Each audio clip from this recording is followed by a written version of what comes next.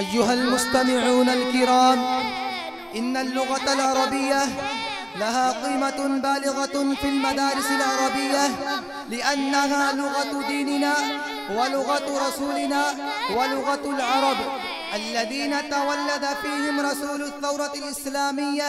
قد قال رسول الله صلى الله عليه وسلم: أحب العرب لثلاث: أنا عربي، والقرآن عربي، ولغة أهل الجنة عربي، كما ورد في مختلف الكتب ونقله الطبراني. ونظرا إلى هذه الأهمية أحببنا أن نقدم إليكم نموذجا في العربية كي يعلم المسلمون أن مدرستكم هذه دار العلوم بمحمد آباد تعني باللغة العربية كما هي حقها درسا ونطقا. فأقدم إلى حضرتكم طالبا سفيرا ليلقي أمامكم خطبة وجيزة في اللغة المباركة، وهو أسد الله ناصر المتعلم في الصف الأول من العربي، فليتفضل مشكورا.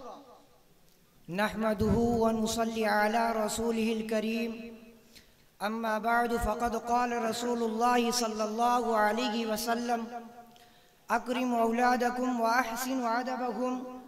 رئيس الحفل المبارك والمستمعين الكرام، قمت أمامكم لأخطب خطبة قصيرة في اللغة العربية. يا أيها السادة، الإسلام دين الفطرة، جاء ليخرج الناس من الشرك والكفر ويعود بهم إلى فطرتهم، وهي الإيمان بالله الواحد لا إله إلا هو، الملك القدوس السلام القادر على كل شيء، يحيي ويميت. والإيمان بالنبي الأمي الخاتم محمد صلى الله عليه وسلم. يقول الله تعالى: فطرة الله التي فطر الناس عليها لا تبديل لخلق الله، ذلك الدين القيم، ولكن أكثر الناس لا يعلمون. يا أيها المسلمون، ولذلك أوجب الإسلام على كل أب وأمه أن يؤدي كل منهما واجباته، ويربي أولاده تربية دينية إيمانية، ويؤدبهم أدبا حسنا موافقا لحكم القرآن الكريم، كما مضت الآيات الكريمة. ويقول رسول الله صلى الله عليه وسلم: كل مولود يولد على الفطرة، فأبواه أو يحفدانه أو ينصرانه أو يمجسانه. رواه مسلم.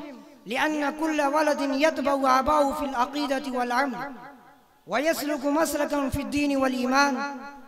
ولذلك نرى رسول الله صلى الله عليه وسلم يأمر كل والد: أكرموا أولادكم وأحسنوا أدبهم، أن يعاملهم معاملة حسنة نافعة لهم في الدنيا والآخرة، ولا تغافلوا عن تأدبهم وتحسينهم وإصلاح أحوالهم وعقائدهم. من سباهم أن يعلموهم علم القرآن ويؤمرهم للصلاة ويراهبهم بالعمل. أين يذهب؟ هل يذهب إلى المدرسة ويحفظ ما يقرأ؟ وكذلك من الأعمال اللازمة في تربية الأولاد. وأكتفي بهذا، والسلام عليكم ورحمة الله وبركاته.